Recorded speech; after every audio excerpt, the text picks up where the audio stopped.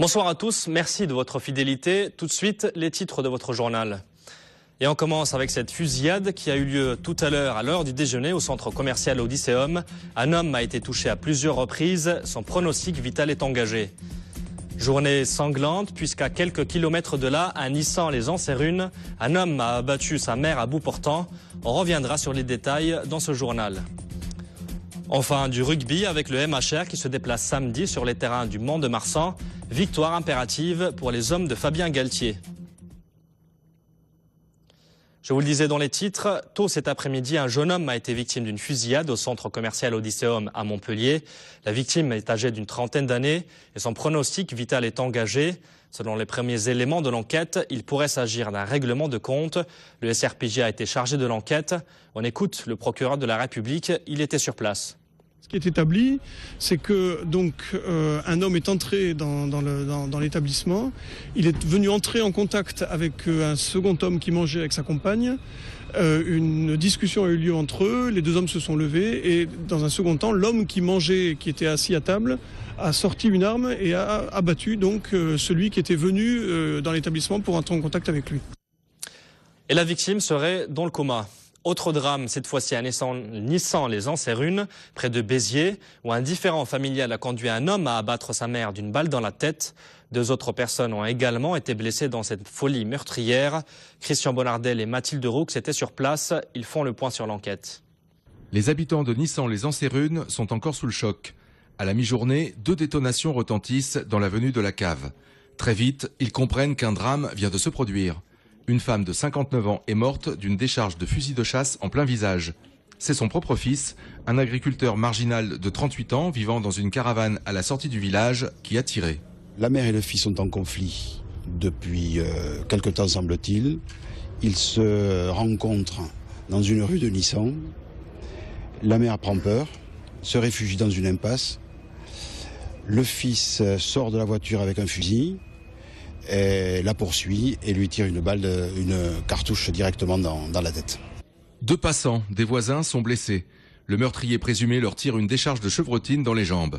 Il y a d'autres témoins de la scène, dont un enfant de 10 ans très choqué. Il sera hospitalisé par la suite. La gendarmerie de Capestan arrive très vite sur les lieux. À 12h30, la gendarmerie de Capestan est prévenue de ce coup de feu par les témoins de la scène. Et à 12h35, un homme se présente à la brigade comme étant l'auteur de ce coup de feu, fils de la personne qui est décédée. C'est un différend familial sur fond de dette d'argent qui serait à l'origine de ce meurtre.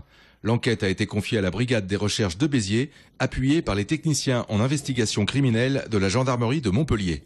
L'individu, quant à lui, est toujours en garde à vue à la gendarmerie de Capestan, où il est actuellement auditionné. L'aéroport Nîmes Métropole veut s'agrandir et s'en donne les moyens. Le nouveau délégataire de service, SNC-Lavalin, veut passer de 190 000 à 260 000 passagers en 7 ans. Pour cela, il compte sur une nouvelle liaison vers Fès au Maroc et des pourparlers sont engagés avec une compagnie d'Europe de l'Est pour l'ouverture de deux nouvelles lignes. Je crois que nous avons là un bon foncier qui est très très bien placé et une plateforme aéroportuaire qui peut devenir, même au niveau européen, une des références sur la gestion des risques, puisque nous aurons la sécurité civile, les Canadair, une partie de l'armée, une entreprise de maintenance quand même qui est mondialement reconnue avec Sabena. Mais je confirme que, je l'ai toujours dit depuis maintenant près de 10 ans, il faut penser à une mutualisation et une complémentarité avec les aéroports régionaux. J'ai toujours pensé qu'avec Montpellier, nous devons à terme, ça pourra se faire peut-être dans 5 ans, dans 10 ans, un aéroport commun, de manière à peser. Parce que sinon, le grand risque, c'est qu'il y ait Barcelone, Toulouse et Marseille. Depuis 2001, le CHU de Montpellier s'est doté d'une ambulance spécialement aménagée pour les personnes en surpoids. L'ambulance peut transporter des patients dans des meilleures conditions, là où les autres véhicules n'étaient pas forcément adaptés. Regardez ce reportage de Vincent Pereira pour midilibre.fr. En fonction depuis l'été 2012, les urgences du CHU de Montpellier se sont dotées d'une ambulance unique en son genre en Languedoc-Roussillon. Et il en existe très peu en France. L'idée de fabriquer cette ambulance nous est venue du fait d'expériences malheureuses quand on a été confronté au transport de patients en très grand surpoids et qu'on n'avait pas de solution à leur proposer. Et on se retrouvait avec des solutions très dégradées, avec des véhicules qui n'étaient pas des ambulances. Ce véhicule peut transporter des personnes pouvant peser jusqu'à 300 kg. L'achat de cette ambulance, au châssis surdimensionné, a nécessité la formation au permis poids lourd des 32 chauffeurs du service des urgences. Du matériel adapté a été spécialement créé pour supporter ces malades en très grand surpoids.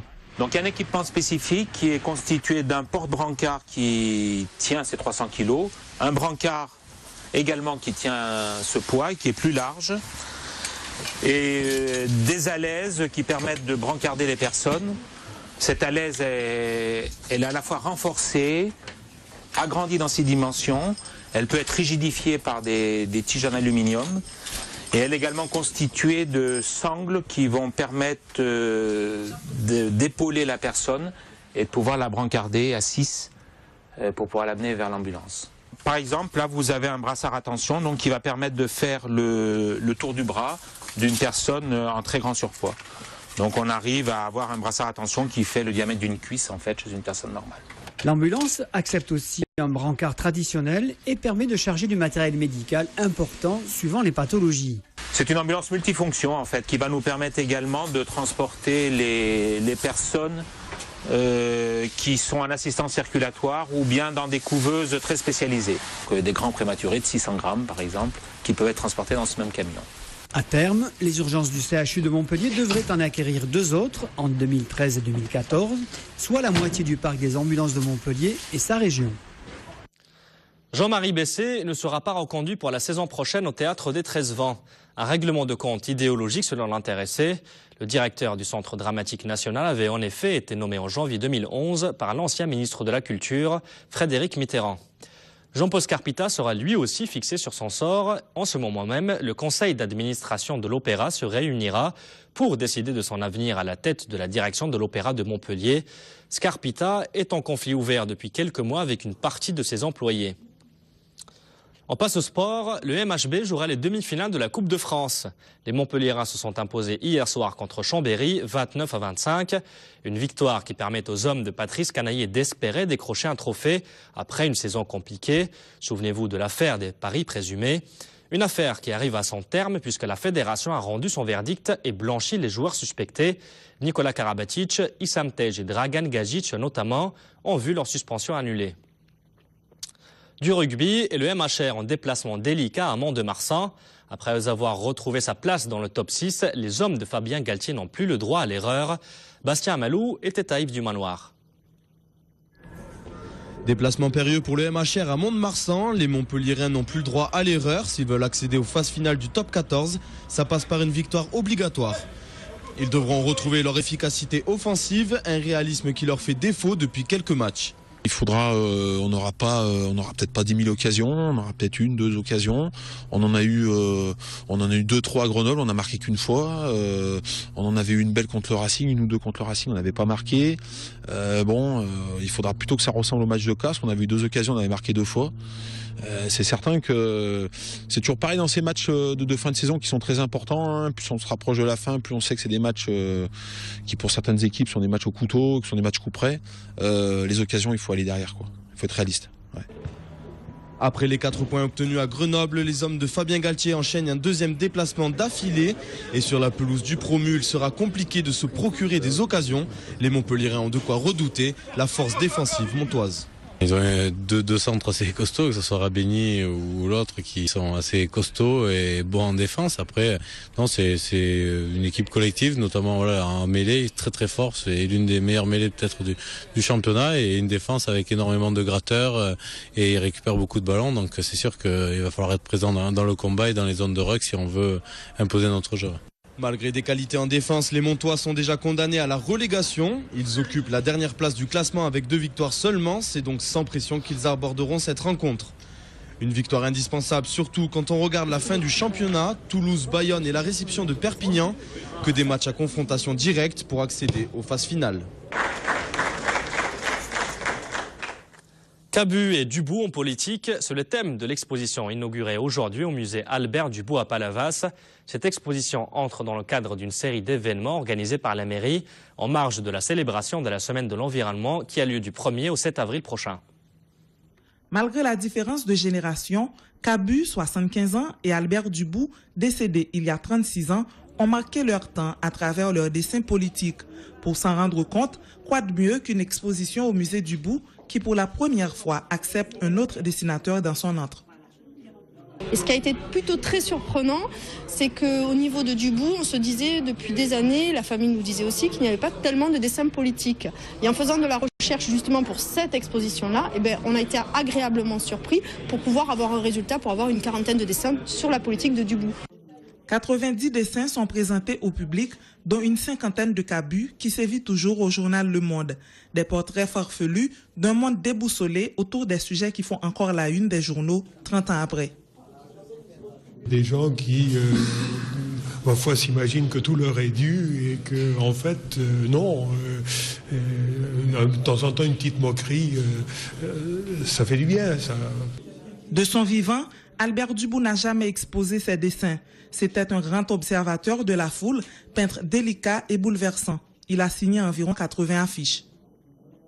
Il travaillait énormément dans les journaux, il vivait des reproductions, mais par contre, la peinture, c'est là qu'on a découvert qu'il était peintre aussi, parce qu'il les avait cachés. Il n'était pas sûr de lui pour la peinture. Kabu a construit sa renommée en caricature politique. Détenteur du crayon d'or du dessin de presse en 1969 et le trophée Aga 10 ans plus tard. Ses figures de prédilection sont surtout des chefs d'État français. C'est une comédie humaine qui est drôle, qui est très vache, très dure, hein, mais finalement cocasse, quoi. Si le maire de Palavas a décerné à Jean Kabu la médaille de la ville, finalement, le dessinateur est bien plus fier d'exposer en tandem avec son modèle de toujours, Albert Dubout. On finit avec un point météo et les fortes précipitations que connaît la région depuis mercredi. Le Lez a débordé de son lit hier, comme vous pouvez le constater sur ces images tournées derrière l'hôtel de région. Plusieurs artères de la ville ont été bouchées pendant de longues périodes. Selon Météo France, c'est l'un des mois les plus pluvieux depuis une 60aine d'années.